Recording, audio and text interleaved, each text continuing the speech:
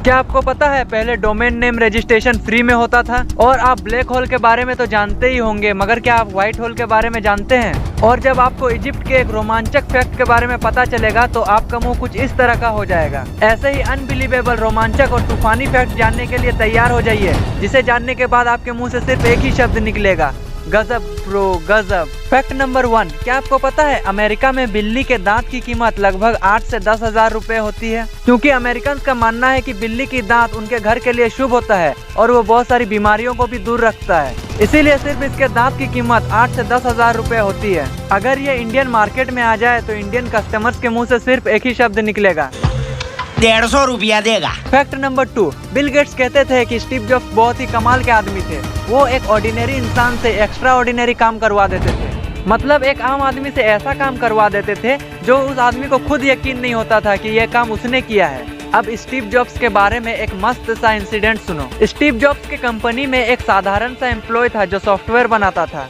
ये कोई high level का डेवलपर नहीं था, बस एक नॉर्मल ऑर्डिनरी डेवलपर था। एक दिन स्टीव जॉब्स ने अपने उस एम्प्लॉय को अकेले में बुलाकर कहा कि मुझे खुफिया जानकारी मिली है कि सैमसंग कंपनी के एक एम्प्लॉय ने अपने लेटेस्ट मोबाइल में चिपसेट और प्रोसेसर को अलग अलग लेन में रखा है। मैं आपको बता दूं कि पहले जमाने के फोन में चिपसेट और प्रोसेसर एक ही लेन में होते थे, जिसके कारण जब प्रोसेसर हीट होता था तो चिपसेट भी हीट हो जाता था और वो मोबाइल को और ज्यादा गर्म कर देता था। स्टीव जॉब्स ने कहा कि सैमसंग ने अभी तक उस फोन को लॉन्च नहीं किया है, सिर्फ बना के रखा है। अगर हम सैमसंग से पहले एप्पल में उस टेक्नोलॉजी को इंस्टॉल करके लॉन्च कर दे तो एप्पल पहला कंपनी बन जाएगा जो चिपसेट और प्रोसेसर को अलग अलग लेन में रखा था। और आपको पता है क्या हुआ? उस डेवलपर ने बहुत मेहनत के बाद ऐसा डिजाइन बना दिया जिसमें चिपसेट और प्रोसेसर अलग अलग लेन में है। मगर इस फैक्ट का मजा अब आता है, एक्चुअली सैमसंग ने ऐसी कोई टेक्नोलॉजी बनाई ही नहीं थी। उन्होंने उस डेवलपर से झूठ बोला था कि सैमसंग ने ऐसी कोई टेक्नोलॉजी बना रखी है और ये लगभग नामुमकिन था कि चिपसेट और प्रोसेसर को अलग अलग रखा जाए। मगर जब स्टीव जॉब्स ने कहा कि सैमसंग ने ये पहले ही बना रखा है तो उस डेवलपर को यकीन हो गया कि ऐसा बनाना पॉसिबल है। फाइनली जब वैसा डिजाइन बन के रेडी हो गया तब स्टीव जॉब्स ने कहा कि ऐसी टेक्नोलॉजी आज तक किसी कंपनी ने बनाई ही नहीं है। तो उस डेवलपर को खुद पे ही यकीन नहीं हुआ कि आखिर उसने ये डिजाइन कैसे बना लिया। एक बात और, वो बंदा डेवलपर था, मतलब वो सॉफ्टवेयर फील्ड में काम करता था। हालांकि उसे थोड़ा बहुत इलेक्ट्रिकल नॉलेज था मगर वो एक्सपर्ट नहीं था, मगर फिर भी उसने डिजाइनिंग और इलेक्ट्रिकल फील्ड वाला काम कर दिया। और ये सिर्फ एक तरीका नहीं है, स्टीव जॉब्स ना जाने कितने ही अलग अलग काम अलग अलग तरीके से करा चुके हैं। इसीलिए बिल गेट्स कहते हैं कि वो ऑर्डिनरी आदमी से एक्स्ट्रा ऑर्डिनरी काम करा देते थे। फैक्ट नंबर 3,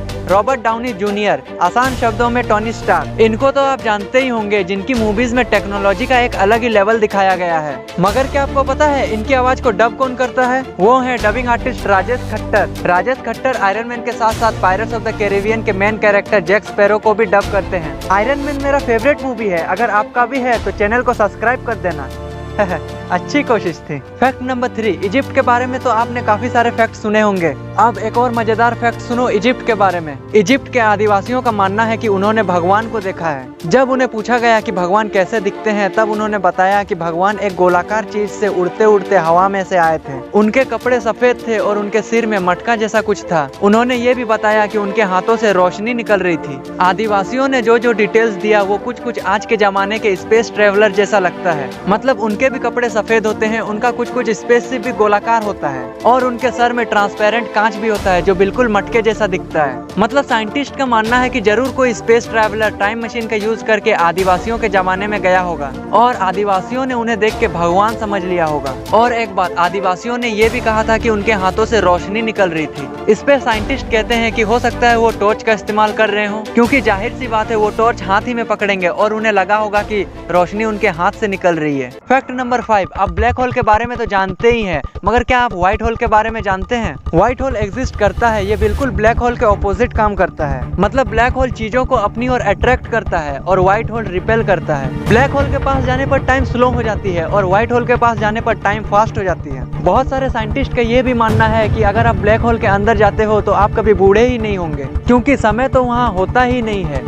समय ही है जो इंसान को बूढ़ा बनाता है। जैसे मान लो आप अर्थ पे हो और आपके पास एक टाइम मशीन है और आप 50 साल आगे गए तो आप क्या देखोगे कि 50 साल बाद आप बूढ़े हो गए हो। मगर जब आप ब्लैक होल में 50 साल आगे जाने की कोशिश करोगे तो आप जा ही नहीं पाओगे, क्योंकि टाइम तो वहाँ है ही नहीं, तो टाइम मशीन वहाँ काम कैसे करेगी। आपके लिए पास्ट, प्रेजेंट, फ्यूचर सब एक हो जाएगा और आप कभी बूढ़े ही नहीं होंगे। फैक्ट नंबर 6, ये है टिम बेरियर, जिन्होंने इंटरनेट बनाया। मगर फैक्ट ये है कि इंटरनेट बनाने के बाद भी ये बिलियनर नहीं बने, जबकि इस इंटरनेट की मदद से कई लोग बिलियनर बन गए। इसे अगर ध्यान से देखा जाए तो ये बिल्कुल वैसे ही है जैसे कोई आपके हुनर का इस्तेमाल करके बहुत आगे निकल गया और आप वहीं के वहीं रह गए। फैक्ट नंबर 6, आप में से कितने लोग सुबह जल्दी उठने के लिए अलार्म क्लॉक का यूज करते हैं। मगर क्या आपको पता है अलार्म क्लॉक से उठना हमारे सेहत के लिए अच्छा नहीं है, क्योंकि जब आप सोते हो तो आपका बॉडी एक टोन में सोता है और अलार्म क्लॉक आपके शरीर को एक झटका देके उठाता है, जो आपके शरीर और दिमाग के लिए बिल्कुल भी अच्छा नहीं है। अलार्म क्लॉक से उठने से अच्छा है आप खुद अपने आप से उठने का कोशिश करो।